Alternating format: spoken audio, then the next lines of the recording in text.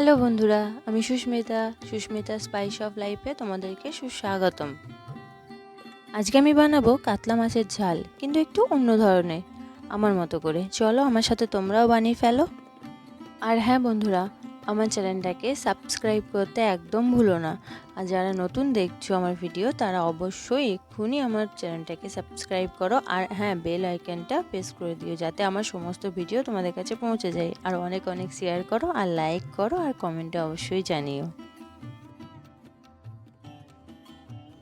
এবার মাছগুলো ভাজার পালা। চলো একটা কড়াই নিয়ে নিই। কড়াইয়ের মধ্যে সর্ষের তেলটা ভালো করে গরম করে তার মধ্যে এবার মাছগুলোকে দিয়ে উল্টে পাল্টে ভালো করে মাছগুলো ভেজে নিই।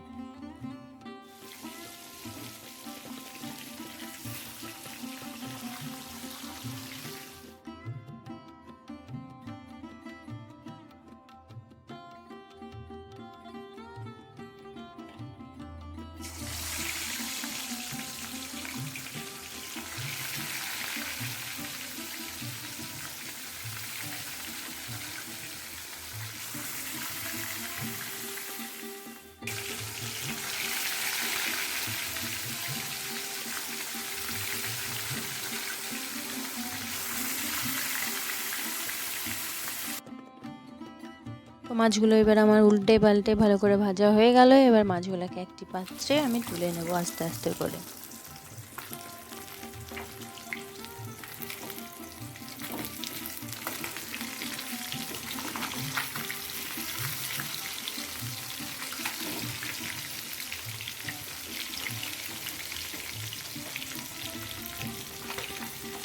দেখো মাছগুলি কত সুন্দরভাবে ভাজা হয়ে গেছে আমার।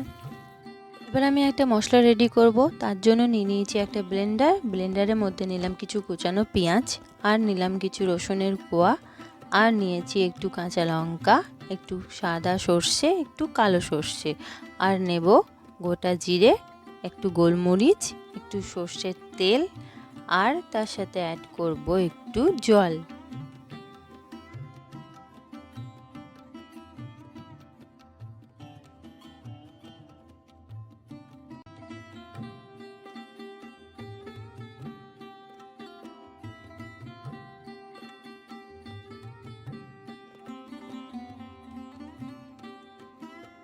যে কড়াইয়ে আমি মাছ ভেজেছিলাম, সেই কড়াইয়ে যে তেলটা থাকবে, সেই তেলটাতেই আমি এবার একটু ফোড়ন দেব শুকনো লঙ্কা। এরপর যে মশলাটা রেডি করলাম, সেই মশলাটা তেলের মধ্যে দিয়ে দেব।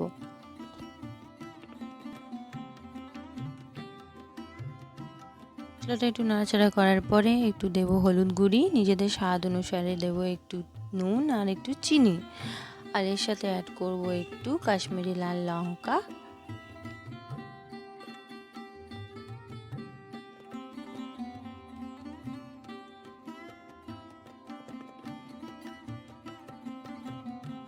মশলাটা এবার কিছুক্ষণ নাড়াচাড়া করার পর দেব একটু টমেটো কুচিটা। তারপর নাড়াচাড়া করে যখন দেখব মশলার সাথে ভালো করে মিশে গেছে, তখন দেব একটু টক দই।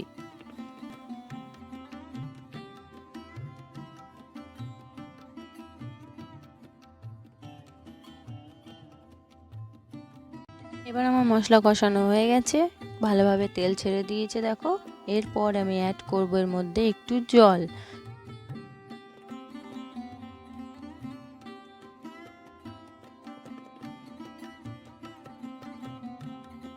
জলটা দেওয়ার পর একটু ফুটিয়ে নিয়ে তারপর দেব এবার মাছগুলি।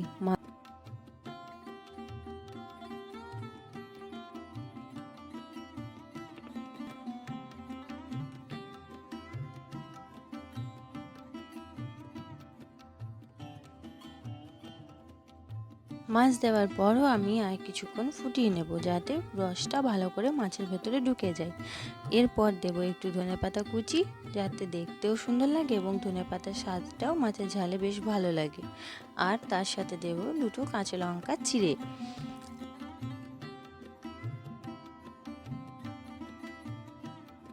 একটু ফুটিয়ে নিয়ে ব্যাস রেডি আমার মাছের ঝাল। তো বানাও তোমরা, আর আমাকে জানিও খেয়ে কেমন হয়েছে মাছের ঝালটা।